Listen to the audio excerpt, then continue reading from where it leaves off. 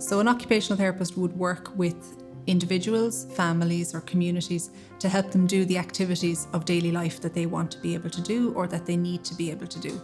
So we might do that by helping the person change or adapt the activities they're doing to do it in a new way, or we might change the environment for the person so that they are more supported, for example, to live independently in the home.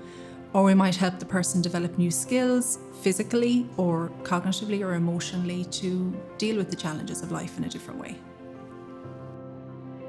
So there's lots of different areas in occupational therapy. So you could be working in mental health, or you could be working in rehabilitation, you could be working with kids. So it's very specific to the area that you're working with. So that's why it's quite broad. So when you're defining occupational therapy, it can mean different things in different settings. There's almost never only one way to do something. So from that point of view, we think laterally and we problem solve, and we can't go to a textbook and look and say, okay, this is the answer to this child's problem. You really have to listen to the family and explore whether it's through technology, whether it's changing the environment, the tasks they're doing, or some things that the child can actually improve on themselves. You find answers to how the child can participate. In mental health, we work with individuals and groups quite a lot, and occupational therapists may work in the hospital-based services or in the community. So we would be, I suppose, looking at the routines and patterns that people have in daily life. We might look at their overall balance between work and leisure, activities on their own or activities with other people.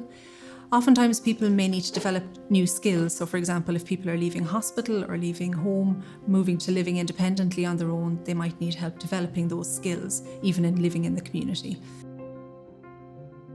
After the 4 years of the programme, most people go into clinical practice, and that could be anything. It could be in a community setting, in a hospital, in a clinic.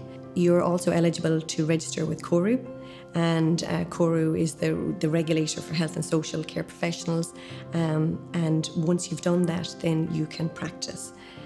So for the graduates themselves, they can choose what area is their preference area and decide to go on that particular route. There are some big areas of need at the moment. So we know particularly paediatrics, childhood disability. So those services are very stretched at the moment. The other area where they're in demand and where there's waiting lists is in child and adolescent mental health. There's a huge need for more occupational therapists in the country. I think we're very thin on the ground, and unfortunately that means that we can't focus on all aspects of somebody's life. So a lot of it is crisis intervention at this point. And I think if we had larger numbers, then we could really look at the quality of life aspects of people of all ages and ranges. There are new and emerging roles for occupational therapy. So for example, in new mental health teams like the perinatal mental health or in forensic mental health, we have occupational therapists now moving into working with the homeless services and things like that. So expanding the different kinds of places where OTs can work, and we've seen different kinds of services and organisations look for OTs in recent years.